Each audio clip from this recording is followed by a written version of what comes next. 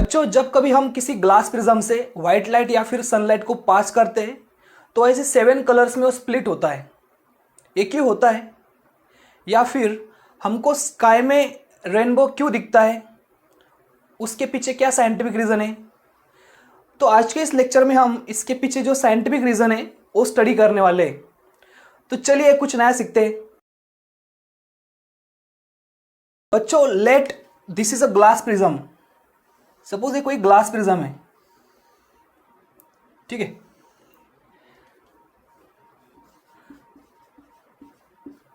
Glass prism, ठीक है। अभी अगर हम यहां से कोई सनलाइट या फिर व्हाइट लाइट को फ्लैश करते, ऐसा फ्लैश किया, ठीक है, एट सर्टन एंगल, सपोज ये सनलाइट है, तो क्या होता है बच्चों, दिस सनलाइट या this white light get separated into 7 colours. ऐसे 7 कलर्स में वो सेपरेट होती है। और एक फिनोमेना आपको यहाँ पे देखने को मिलता है। वो क्या होता है, देखो सनलाइट अभी कहाँ से आ रही है, एयर मीडियम से आ रही है ना, बाहर एयर है और अंदर ग्लास है। तो आपको पता है when light travels from one medium to another transparent medium it get refracted, और रिफ्रैक्ट होती है। देखो एयर कौन सा मीडियम है, it is a rare medium, right, as compare to glass, and glass is a denser medium, it is a denser medium. तो क्या होगा बच्चों, when light travels from rare medium to denser medium it will bend towards the normal. Suppose हमने यहाँ पे कोई normal निकाली, ये कोई नॉर्मल मतलब परपेंडिकुलर टू दिस सरफेस है ना, यहाँ पे कोई नॉर्मल है, ये नॉर्मल है। तो लाइट क्या होगी, नॉर्मल की तरफ बेंड होगी। अभी नॉर्मल की तरह इधर है, नीचे की तरफ। एक मिनट जरा स्ट्रेट निकालता हूं मैं। तो light instead of going in a straight line में नहीं जाती हो, वो क्या करेगी, it will bends towards the normal की तरफ ऐसी बेंड होती है, ठीक है। और साथ साथ बच्चों क्या होता है, that light get separated into 7 different colour, ठीक है। कौन से कलर याद में रखना आपको, एक शॉर्ट ट्रिक, विबग्योर, ठीक है, violet, indigo, blue, green, yellow, orange, red. तो सबसे ऊपर आता है रेड कलर, उसके बाद ऑरेंज कलर, और सिमिलरली वो फॉलो करता है सीक्वेंस, लास्ट में आता है वायलेट, ठीक है। तो ऐसे हमको 7 कलर्स मिलते हैं। थोड़ा एडजस्ट कर लो, 1 2 3 4 5 6, और एक लास्ट में रहता है वायलेट कलर, यहाँ पे रहता है वायलेट कलर, ठीक है। वो सीक्वेंस फॉलो करते हैं, orange, yellow, then green, blue, then indigo, ठीक है। ऐसा सीक्वेंस वो फॉलो करती है। सबसे ऊपर रेड कलर, सबसे नीचे वायलेट कलर, ठीक है। तो बच्चे ये जो फेनोमेना है ना, separation of light into its component colour, देखो सनलाइट का जो सेपरेशन हुआ है इनटू इट्स कंपोनेंट कलर, इसको बोलते हैं डिस्पर्शन ऑफ लाइट। क्या बोलते हैं, डिस्पर्शन ऑफ लाइट। तो ध्यान में रखना डेफिनेशन ऑफ डिस्पर्शन, आपको एग्जाम में पूछ सकते हैं 1 मार्क के लिए, what is the dispersion of light. So you can write down separation of sunlight into its component colour, it's called dispersion of light. तो बच्चों अभी हमको पढ़ना है कि सेपरेशन क्यों हुआ और सबसे ऊपर रेड कलर क्यों आया। बच्चों उसके लिए हमको थोड़ा सा पीछे जाना पड़ेगा। देखो लेक्चर नंबर 2 या 3 में मैंने आपको बताया था अबाउट रिफ्रैक्टिव इंडेक्स, ठीक है, रिफ्रैक्टिव इंडेक्स के बारे में बताया था।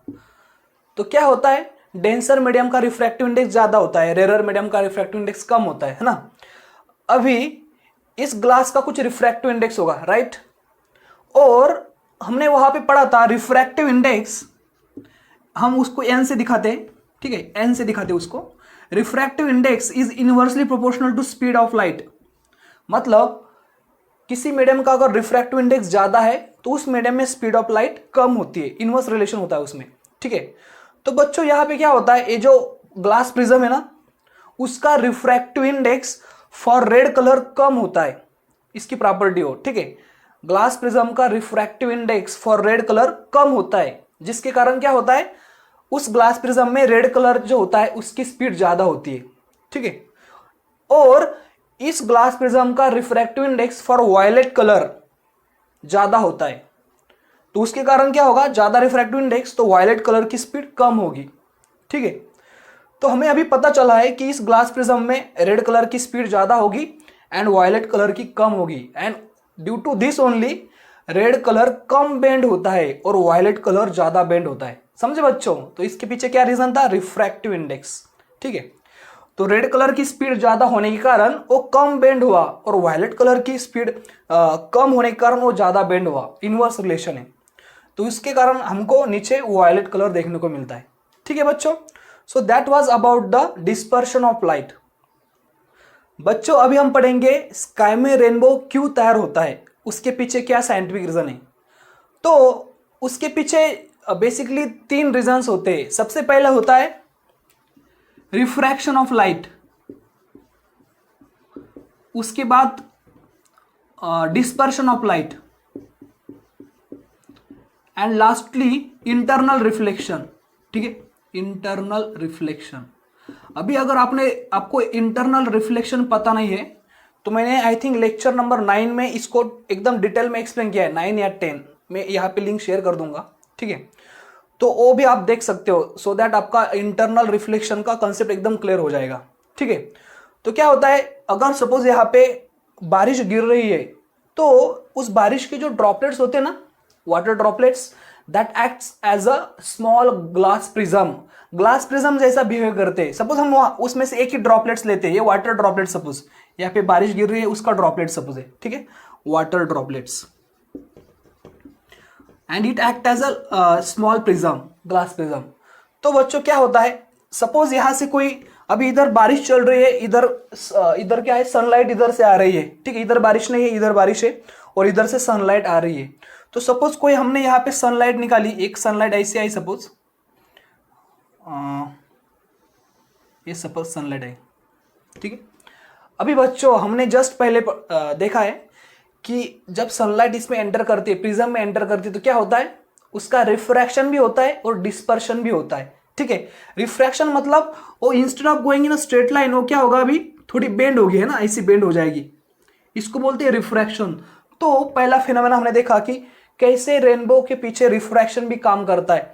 तो ये रहा रिफ्रैक्शन, यहाँ पे रिफ्रैक्ट हो गई, साथ साथ इस लाइट का क्या होगा, डिस्पर्शन होगा, जैसे हमने प्रिज्म में पढ़ा था। तो ये light get splitted into 7 colours.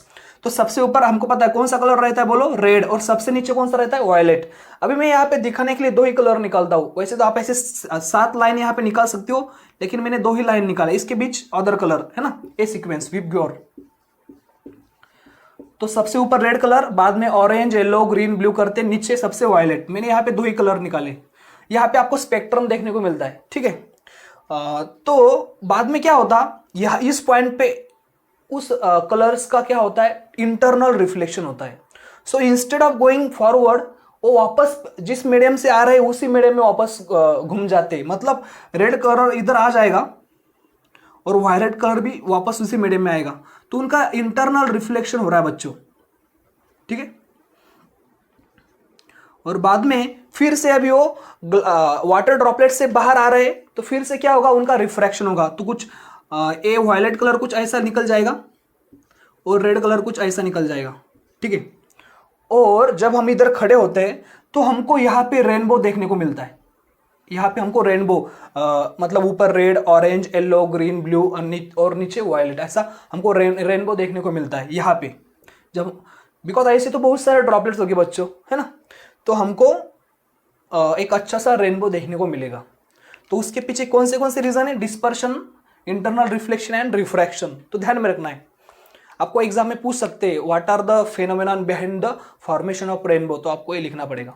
ठीक है, so this is all about the dispersion and rainbow.